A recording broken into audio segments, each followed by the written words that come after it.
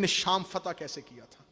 جب رسول مکہ میں تھے اس لمحے مکہ میں بنی امیہ نے رسول پر زندگی کو تنگ کر دیا، عرصہ حیات کو تنگ کر دیا۔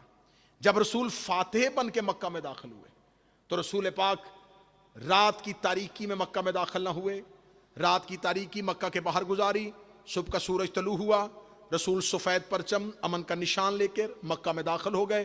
رسالت مآب کا مکہ میں داخل ہونا تھا، رسول مکہ میں جا کے بیٹھے، صبح سے لے کے شام تک رسول کی بارگاہ میں، رسول کے دربار میں ان لوگوں کو پیش کیا جاتا رہا۔ یا رسول اللہ، یہ وہ شخص ہے جو آپ پہ کوڑا پھینکتا تھا، رسول نے فرمایا معاف کیا۔ یا رسول اللہ، یہ وہ شخص ہے جو آپ کے خلاف بیہودہ اشعار پڑھتا تھا، میں نے معاف کیا۔ یا رسول اللہ، یہ وہ شخص ہے جس نے آپ کے رستے میں کانٹے بچھائے تھے، جاؤ ہم نے معاف کیا۔ یا رسول اللہ، یہ وہ شخص ہے جس نے آپ پر مسجد میں گندگی پھینکی تھی، جاؤ ہم نے معاف کیا۔ یا رسول اللہ، یہ وہ شخص ہے جو آپ کی نقلیں اتارا کرتا تھا، جاؤ ہم نے معاف کیا۔ صبح سے لے کے شام تک مکہ میں رسول کی زبان سے ایک ہی لفظ نکل رہا تھا، جاؤ ہم نے تمہیں معاف کیا، جاؤ ہم نے تمہیں معاف کر دیا۔ تاریخ انسانیت نے یہ پہلا فاتح دیکھا تھا جو آیا تو فتح کرنے کے لیے تھا، لیکن کردار سے فتح کر رہا تھا، لفظوں سے فتح کر رہا تھا۔ صبح سے لے کے شام تک دربار رسالت میں ایک ہی لفظ گونجتا رہا، جاؤ ہم نے تمہیں معاف کیا، جاؤ ہم نے تمہیں معاف کیا۔ رحمت اس دن طواف کیے ہوئی تھی، سب کو معافی کا اعلان ہو رہا تھا، سب کو معاف کیا جا رہا تھا۔ جب سب کی معافی کی خبر اس وقت کے سب سے بڑے سردار ابو سفیان کے کانوں تک پہنچی کہ وہ تو سب کو معاف کر رہا ہے، اس نے اشعار پڑھنے والوں کو معاف کر دیا، اس نے کوڑا پھینکنے والی کو معاف کر دیا، اس نے پتھر مارنے والوں کو معاف کر دیا۔ یہ بھی اپنے ذہن میں ارادہ لے کے گیا، رسول مجھے بھی معاف کر دے گا۔ یہ قیدی ہونے کی حیثیت سے رسول کی بارگاہ میں رسول کے سامنے گیا۔ رسول کے سامنے کون گیا؟ یزید کا دادا، معاویہ کا باپ ابو سفیان رسول کی بارگاہ میں رسول کے سامنے آیا۔ اس کے ذہن میں تھا جس نے صبح سے کہا ہم نے تمہیں معاف کیا، ہم نے تمہیں معاف کیا، ہم نے تمہیں معاف کیا، یہ مجھے بھی کہہ دے گا جب میں نے تجھے معاف کیا۔ جو ہی رسول کے کان میں یہ بتایا گیا یا رسول اللہ، بنی امیہ کا سردار ابو سفیان آیا ہے، رسالت مآب کی نظریں پڑی، اب نظر رحمت کی نہیں تھی، اب نظر جلالت کی تھی۔ اب رسول کے ماتھے پہ رحمت کی شکن نہیں تھی، رسول کے ذہن پہ، رسول کے اعصاب پہ، رسول کے اعصاب پہ ایک وزن طاری ہوا۔ رسول نے پاؤں سے لے کے سر تک اسے دیکھا، دیکھنے کے بعد رسول کے لب ہلے۔ اب مورخ لکھنے والا تھا کہ رسول نے کہہ دیا کہ جا میں نے تجھے معاف کر دیا۔ اب تاریخ انسانیت دیکھنا چاہتی تھی کہ وہ سب سے بڑے دشمن کو کیا کہے گا۔ رسالت مآب نے یہ جملہ نہیں کہا کہ جا میں نے تجھے معاف کیا، شیعہ سنی تواریخ زامن ہے۔ رسالت مآب نے اپنے چہرے کو پھیرا اور پھیرنے کے بعد کہا جا میں نے تجھے آزاد کیا۔ جو قریب بیٹھو یہ متصل رہنا، جا میں نے تجھے آزاد کیا۔ اب یہ معافی نہیں تھی، یہ آزادی تھی۔ معاف نہیں کیا، آزاد کیا۔ جتنی دیر زندہ رہا یہ مکہ کی گلیوں میں کہتا رہا کاش اس دن عبداللہ کا بیٹا مجھے قتل کر دیتا۔ اس نے یہ بوجھ رکھ دیا میرے سر کے اوپر کہ میں سردار تھا مکہ کا، اور مجھے گلیوں میں لوگ کہتے تھے یہ ہے وہ جسے مصطفیٰ نے آزاد کیا ہے۔ اس نے مجھے آزاد کیوں کیا؟ آزاد کیوں کیا؟ میں پوری تاریخ یوں لمحوں میں بند کرنے لگا ہوں اور فاتح شام پہ آنے لگا ہوں۔ اس نے کیوں کہا جا میں نے تجھے آزاد کیا؟ جتنی دیر زندہ رہا سر پہ بوجھ رہا، بظاہر مسلمان تو ہو گیا لیکن سازش اسلام کے خلاف کرتا رہا۔ اس وجہ سے کہ رسول نے کہا تھا جا میں نے تجھے، جا میں نے تجھے، جا میں نے تجھے۔ اس جملے کو ذہن میں رکھنا، میں اسی پہ مجلس ختم کر دوں گا۔ جا میں نے تجھے آزاد کیا۔ مرتا ہوا اپنے بیٹے کو کہہ گیا اب یہ مکہ تمہارے رہنے کے قابل نہیں رہا، کیونکہ مکہ میں قبائلی تعصب ہے، ایک دوسرے کے ساتھ حسد ہے۔ اگر تم میری نسل مکہ میں پروان چڑھی تو لوگ میری نسلوں کو تانا دیا کریں گے۔ یہ اس کے بیٹے ہیں جسے بنی ہاشم کے ایک نے آزاد کیا تھا، لہٰذا تم بطور قبیلہ عزت نہیں بنا سکو گے، بطور خاندان اپنا وقار قائم نہیں کر سکو گے۔ اب مکہ چھوڑ دینا، مدینہ میں نہ جانا، مدینہ میں وہ اپنی ریاست قائم کر چکا ہے، کسی اور ملک کا انتخاب کرنا، وہاں جا کے اپنی حکومت بنانا، کلمہ پڑھنے کے بعد اسلام کو اپنے ہاتھ میں لے لینا، اور جب کبھی تمہارے پاس تخت، طاقت، اقتدار آئے اسی مصطفیٰ کی نسل میں سے کسی ایک کو تم بھی بلانا، یوں دربار میں کھڑا کرنا اور اسے کہنا جا میں نے تجھے آزاد کیا۔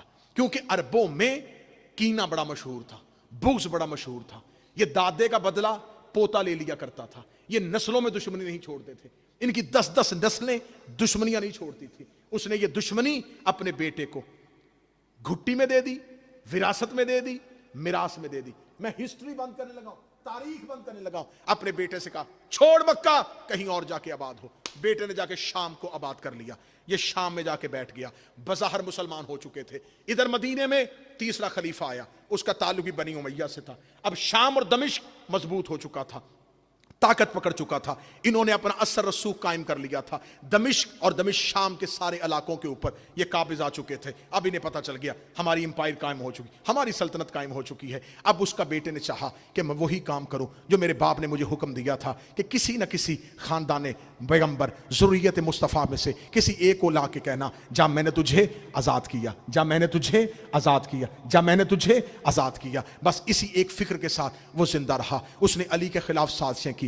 علی اس کی سازش کو سمجھ گئے. امیر المومنین کوفہ میں آ کے بیٹھ گئے. علی نے بھی مدینہ کو چھوڑ دیا. علی نے کیپٹل مدینہ نہ بنایا. مولا امیر المومنین نے اپنی خلافت کے دور میں اپنا کیپٹل کوفہ بنا لیا. علی کبھی صفین میں لڑے, علی کبھی جمل میں لڑے, علی کبھی نہروان میں لڑے. علی نے اس کی سازش کو کامیاب نہ ہونے دیا. مولا امیر المومنین کے بعد اس نے مولا امیر المومنین کے وفادار دوستوں کو خرید لیا. امام حسن کو تنہا کر دیا. امام حسن نے ایک ایگریمنٹ کیا, ایک معاہدہ کیا. اس معاہدے کے بعد امام حسن نے بظاہر اس کو حکومت دے دی. آج تک مورخ اس غلط فہمی میں ہے حسن نے صلح کر لی تھی, حسن نے صلح کر لی تھی, حسن نے صلح کر لی تھی. جو اٹھتا ہے سوشل میڈیا پہ میری قوم پہ اعتراض کر دیتا ہے امام حسن نے صلح کر لی تھی, امام حسن نے صلح کر لی تھی, امام حسن نے صلح کر لی تھی. جبکہ تاریخیں بھری پڑی ہیں کہ امام حسن نے کون سی صلح کی تھی. ایک معاہدہ کیا تھا, ایک معاہدہ کیا تھا, کچھ سکے اپنی منوائی تھی. امام حسن نے معاہدہ کرنے کے بعد یہ حکومت دے دی تھی. کہتے نہیں وہ معاہدہ نہیں تھا, وہ ایگریمنٹ نہیں تھا, وہ تو صلح تھی. اگر امام حسن نے صلح کی تھی پھر اٹھاؤ قرآن کیا کہتا ہے. جب اللہ نے ابلیس کو اپنی بارگاہ سے نکالا تھا تو ابلیس نے اللہ کی بارگاہ سے نکلتے ہوئے ایک جملہ کہا تھا میں نے تیری عبادت کی ہے. ایسے کرتے ہیں ایک معاہدہ کر لیتے ہیں, کچھ شرطیں تو منوا لے, کچھ میں منوا لیتا ہوں. وہ ساری شرطیں, وہ سارا ایگریمنٹ, وہ سارا معاہدہ آج بھی قرآن میں لکھا ہوا ہے. خدا نے ابلیس کے ساتھ ایک ایگریمنٹ کر لیا.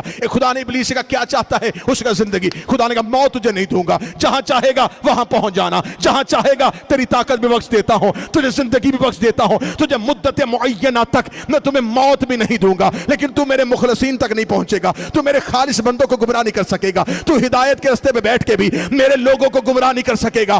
اس معاہدے کی ایک ایک شرط آج بھی قرآن میں لکھی ہے. آج بھی تراویحوں میں قرآن پڑھنے والے اللہ اور ابلیس کے درمیان ہونے والے معاہدے کو قرآن میں پڑھتے ہیں. میں پوری دنیا میں ذکر حسین کے لیے جاتا ہوں, مجھے آج تک کوئی مسلمان ایسا نہیں ملا جس نے یہ کہا ہو اللہ اور ابلیس کے درمیان صلح ہو گئی تھی, اللہ اور ابلیس کے درمیان صلح ہو گئی تھی, اللہ اور ابلیس کے درمیان صلح ہو گئی تھی. اللہ ابلیس سے معاہدہ کر لے تو ابلیس کی لعنت میں کوئی فرق نہیں پڑتا. حسن معاویہ سے معاہدہ کر لے تو اس پہ لعنت میں بھی کوئی فرق نہیں.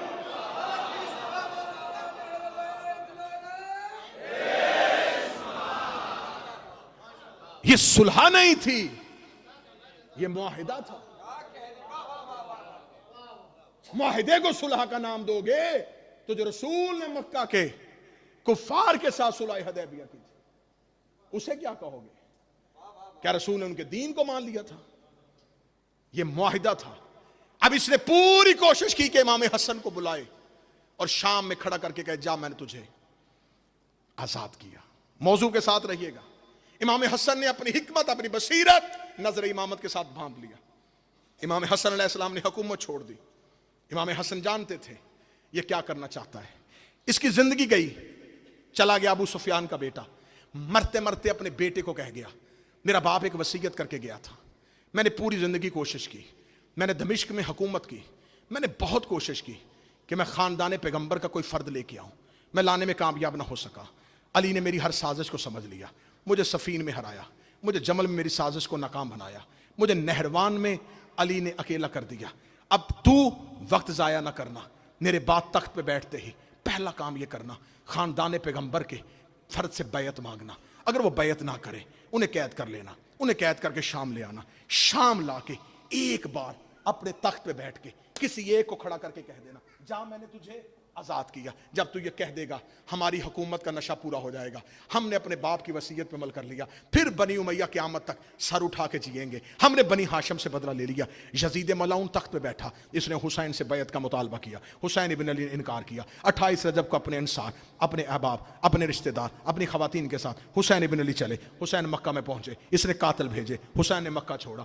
حسین عازم سفر ہوئے, حسین نینوا کے جنگل میں آ گئے, حسین غازریہ پہنچ گئے, حسین کربلا پہنچ گئے. کربلا میں حسین نے اس کی سازش کو ناکام بنایا. اس نے اپنے لشکر کے سردار عمر ابن سعد سے کہہ دیا تھا تو نے حسین کو قتل کرنا ہے, لیکن حسین کے خاندان میں سے, خاندان پیغمبر میں سے ایک مرد بچانا ہے, ایک مرد زندہ رکھنا ہے جسے تو نے شام لے کے آنا ہے. ورنہ جنہوں نے حسین کا اصغر شہید کر دیا تھا وہ سید الساجدین کو بھی شہید کر سکتے تھے. اس کا حکم تھا ایک زندہ رکھنا ہے, ایک بچا کے لے کے آنا ہے, کسی ایک فرد کو لے کے آنا. سید الساجدین امام محمد باقر یہ کربلا سے نکلے, شام کی طرف انہیں قید کر کے لے کے جایا جا رہا تھا. یہ کربلا سے نکلے, یہ ہوتے ہوئے کوفہ سے, یہ گلیوں اور بازاروں سے نکلتے ہوئے شام کی طرف یہ کارواں چل رہا تھا, شام کی طرف یہ قافلہ چل رہا تھا. جیسے جیسے یہ قافلہ رسالت پیغمبر, یہ قافلہ دین و ہدایت, یہ کاروان توحید شام کی طرف جا رہا تھا. شام میں دمشق سج چکا تھا, گلیاں سج گئی تھی, بازار سج گئے تھے. اس نے مناتی کروا دی, جہاں جہاں کوئی سفیر رہتا ہے شام پہنچے. آج ہم وہی 70 سال پرانا بدلہ لینے لگے ہیں. وہ جو میرے دادے کو کہا تھا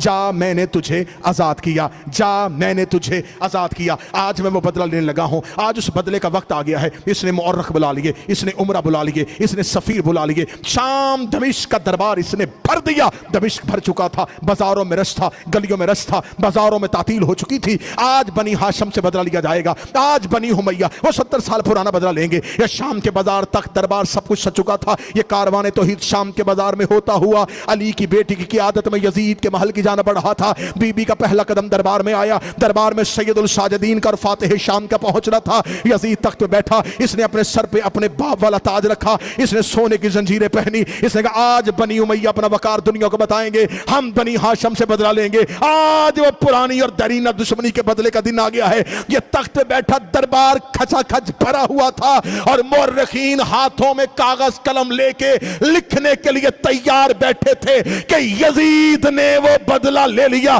سید الساجدین ہاتھوں میں زنجیریں پہن کے اس کے تخت کے سامنے آ کے کھڑے ہوئے. اس نے اپنے دل میں ارادہ کیا کہ وہ لفظ کہوں جو 70 سال پہلے مکہ میں کہا گیا تھا, جب میں نے تجھے آزاد کیا.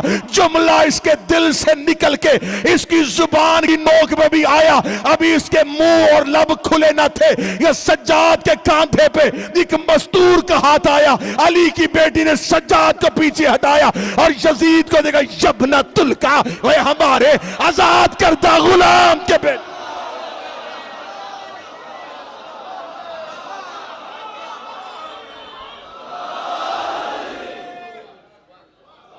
اے ہمارے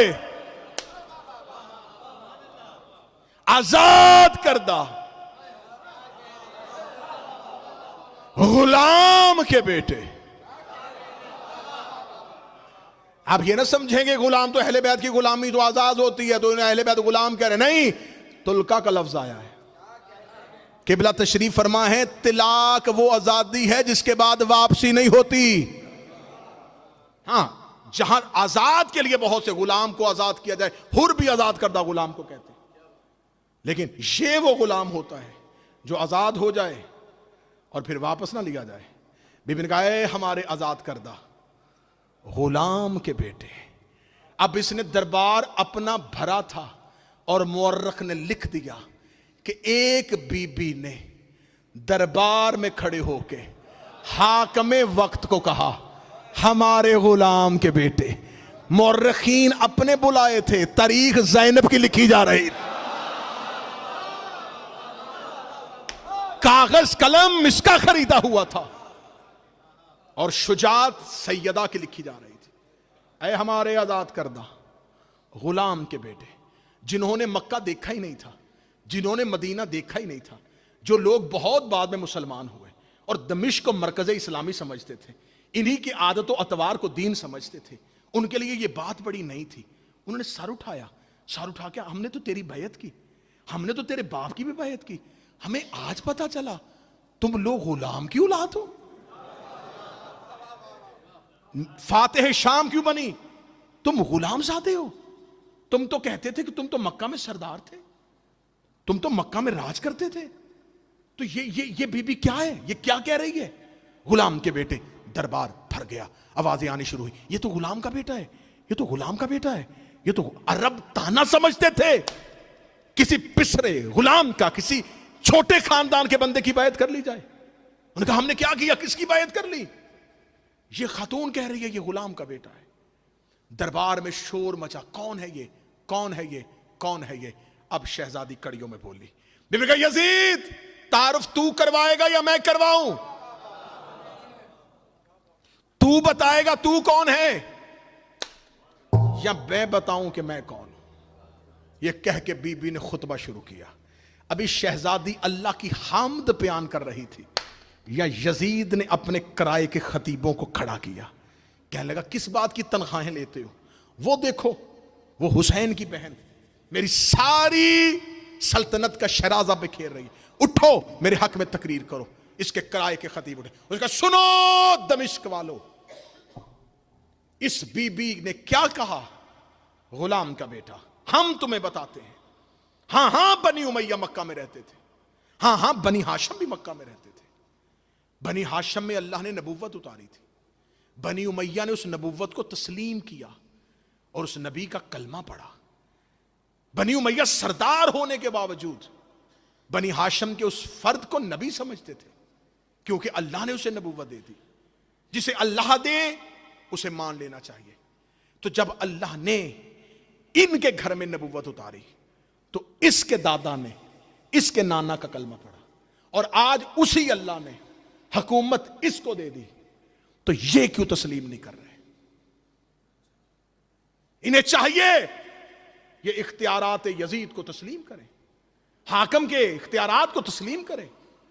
یہ جملہ نہیں تھا، یہ سازش تھی.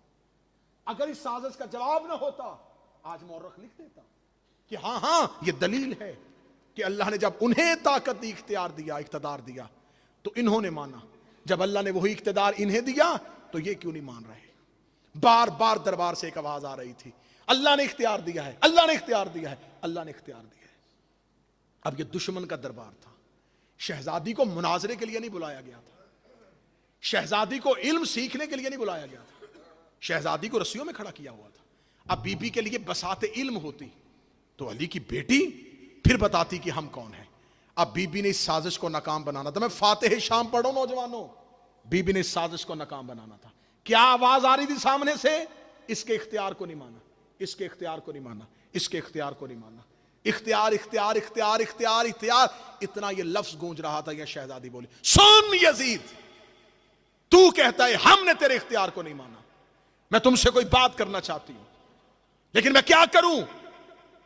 میں تم تک اپنی آواز نہیں پہنچا پا رہی، اس لیے کہ تیرے دربار میں یہ روشن دان ہے، ان سے تیز ہوا آ رہی ہے. تھوڑی دیر کے لیے یہ ہوا روک. جنہیں مجلس سننے کا ڈھنگ آتا ہے وہ بولنا، جو بی بی سے کچھ لینے کے لیے آئے، کچھ آج کی شب مانگنے کے لیے آئے، اس ہوا کو روک، میں تم سے کوئی بات کروں. یزید نے کیا کہا؟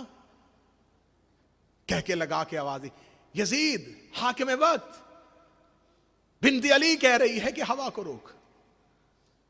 کہکوں کی آواز گونجی، ہوا کو کون روک سکتا ہے؟ بی بی کہا اچھا یزید، پھر تیرے دربار میں گھوڑوں پہ سپاہی بیٹھے ہیں اور گھوڑے اپنے سم اٹھا اٹھا کے زمین پہ مار رہے ہیں، ان گھوڑوں کے سموں کا شور آ رہا ہے، تھوڑی دیر کے لیے گھوڑوں کے سم روک. پھر کہکے کی آواز آئی، یہ کون روک سکتا ہے؟ تیرے دربار میں اونٹ کھڑے ہیں اور اونٹ اپنی گردنوں کو ہلا رہے ہیں، ان کی گردنوں میں گھنٹیوں کا شور ہے، یہ شور روک. جو جوان بیٹھے ہو کلیجے پہ ہاتھ رکھنا. میں فاتح شام کی عزت کا جملہ پڑھنے لگا ہوں، اتنا جملہ کہنا تھا. یزید نے کہا کیا کہہ رہی علی کی بیٹی، کیا کہہ رہی ہے حسین کی ماں؟ کبھی کہتی ہے کہ تو ہوا روک، کبھی کہتی ہے سم روک، کبھی کہتی ہے اونٹوں کے گردنوں کی گھنٹیاں روک. یہ سب کچھ کون روک سکتا ہے؟ انسان تو یہ کام نہیں کر سکتا، انسان تو ان چیزوں پہ قادر ہی نہیں ہے. کون کر سکتا ہے؟ کون کر سکتا ہے؟ یہ ہمارے اختیار میں نہیں، یہ ہمارے اختیار، یہ ہمارے اختیار میں، یہ ہمارے اختیار میں. اتنا جملہ کہنا تھا. علی کی بیٹی نے کڑیوں سے ہاتھوں کو اٹھایا. بی بی کی آواز آئی اسکت, خاموش ہو جاؤ. اتنا کہنا تھا, جو ہوا آئی تھی وہ وہیں پہ رک گئی. جس گھوڑے نے سم اٹھایا تھا نیچے نہیں رکھا, جس اونٹ کی گردن مڑی تھی واپس نہیں آئی, جس گھوڑے کے نتھرے سے سانس گیا تھا واپس نہیں آیا, جس کی دل کی دھڑکن چلی تھی وہ وہیں پہ رک گئی, جس کی انگلی اٹھی تھی وہیں پہ رک گئی, جس کی آنکھ کھلی تھی وہ بند نہ ہو سکی, جس کا منہ کھلا تھا وہ بند نہ ہو سکا. جب پورے دربار میں ہر کوئی پتھر کا مجسمہ بن گیا, ہر کوئی ایسے ہو گیا کہ کوئی بھی حرکت نہیں کر سکتا تھا, شہزادی یزید کے تخت کے سامنے گئی. بی بی نے ٹھوکر مار کے, اب بتا اختیار تیرے پاس ہے یا ہمارے؟ ان